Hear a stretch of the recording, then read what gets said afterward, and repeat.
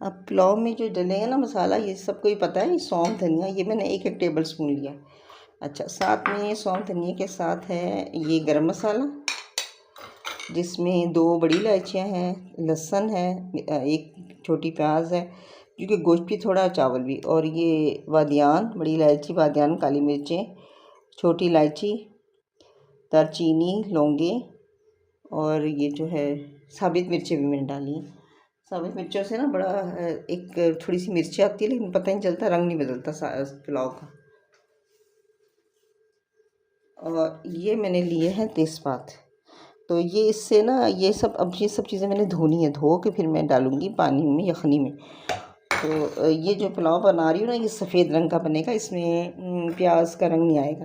तो पहले ये चूँकि धोनी है, तो ये पहले सबसे पहले मैंने इसमें डाल दिया सौंफ धनिया,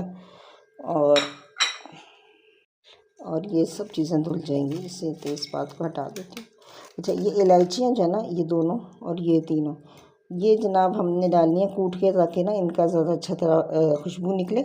और दूसरी ये कि बाज़ात जैसे किसी चीज़ में खाली इलायची के दाने पड़ते हैं तो ये छिलके बच जाते हैं, तो ये मैं यखनी के लिए रख लेती हूँ।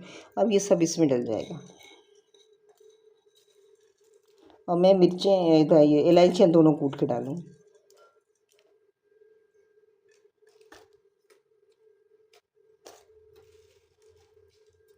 एक मिनट 2 मिनट भिगो देना, तो जो भी अगर मिट्टी हुई तो बैठ जाएगी। वैसे ये साफ़ ही होता है, लेकिन फिर भी। मैंने 2.5 कप चावलों का ना पुलाव पकाना है, तो तकरीबन आधा किलो चावलों का। तो ये मटन है, और ये इतना काफ़ी है।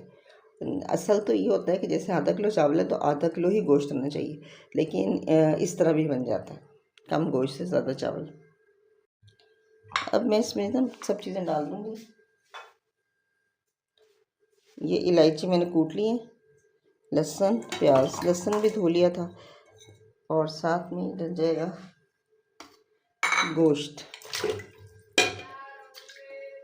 अच्छा, मैं पोटी बना के भी डालती हूँ और ऐसे भी डाल देती हूँ। जब मैंने चीज़ें भिगोई थी ना ऐसे ही, तो इसमें से गोश्त उठा लूँगी ना, और बाकी ज़रा सा टेढ़ा करके निकालेंगे तो ये छन के सारा आ जाएगा। तो ऐसे भी डाल सकते हैं, जल्दी करना हो तो ऐसे भी डाल सकते हैं, वरना पोटली से ज़रा आसानी हो जाती है।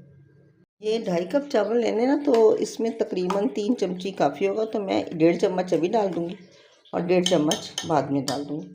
और इसमें डलेगा ज़रा सा ऑयल, और फिर लगा देंगे हम इसका वेट, ढकना। ऑयल डालने से ना ये ऊपर नहीं आएगा, और दिकची गंदी नहीं होगी, और ये उबलने का ख़तरा भी नहीं होगा। तो यखनी में तो बन रही है ना उतनी देर में। ये इतना एक लहसुन है, अदरक, और ये 2 प्याज़ें। लहसुन अदरक तो हमने पीसना है, और प्याज हमने फ्राई करके निकाल लेनी अलग। ये हमने उसमें नहीं डालनी देगची में, ये हम डालेंगे तकरीबन दम के करीब, या जब ये तकरीबन तैयार होने वाला होगा, या जिसमें चावल डालेंगे उसके बाद, ताकि इसका रंग ना इसमें मिक्स ना हो। अब हमने क्या करना है, ये थोड़ा तेल डाल के ना गोश्त को तल लेना, और लहसुन मिर्चें जो मैंने पीस रखी थी, लहसुन अदरक मिर्चें वो पीस के डालनी है। ये काला ज़ीरा है, काला ज़ीरा हाथों से मसल के थोड़ा डालना है, और थोड़ा सा कूटना है। तो जो इलायची थी थोड़ी, 4-5 इलायचियाँ छोटी, ये भी कूट लेनी है ताकि इसकी खुशबू आए। ये भी हमने इसमें शामिल कर देनी है उस वक्त जब ये भुन जाए, यानी हरी मिर्चें, लहसुन, अदरक भुन गया है, तब हमने इसमें शामिल करना।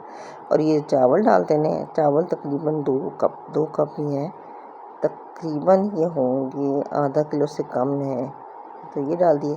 साथ में फिर ये जो मैंने इलायचियाँ पीसी थी और ज़ीरा था, ये डाल दिया। अच्छा, इसमें फिर ना, इसमें जब देगची में पकाएंगे ना, तो इसमें जो गरम मसाला है वो हम बिल्कुल दम से थोड़ा देर पहले, यानी दम से जब हम दम लगाते हैं थोड़ा पानी होता है तब डालते हैं, लेकिन मैंने कुकर में पकाना है तो मैं इसमें आधी चम्मच गरम मसाला जो है, साबित गरम मसाला जो पीस लेते हैं वो डाला है। तमाम जिसमें सारे मसाले होते हैं वो इसी वक्त डाल दिए। और यखनी जो मैंने छान ली थी वो मैंने इसमें डाली। अच्छा, 2 कप चावल है तो तकरीबन इसमें 4 कप यखनी जाएगी, 4 से थोड़ी कम, 3.25 के करीब, 3.5 4 कप जाएगी। इतना कि ये आप हाथ से लगा के देखें थोड़ा ऊपर आ जाए। और प्याज जो मैंने कुकर की वजह से ना अभी डाली है, तो ये भी गरम मसाला और प्याज जब हम देगचे में पकाते हैं तो जब पानी का आधा पानी खुश्क हो जाता है और दम आने वाला था तब डालते हैं, लेकिन अब कुकर में बनाना है तो इसलिए डाल दिया मैंने। और इसके बाद इसको हमने कुकर बंद किया और 1 मिनट वेट चलाया, तो ये चावल बासमती थे ना, तो ये देखिए कैसे खिले खिले चावल तैयार हैं। और ये बेहद मज़ेदार पुलाव बना था, बहुत जायकेदार। आसान तरीका है, मुरादाबादी तरीका समझ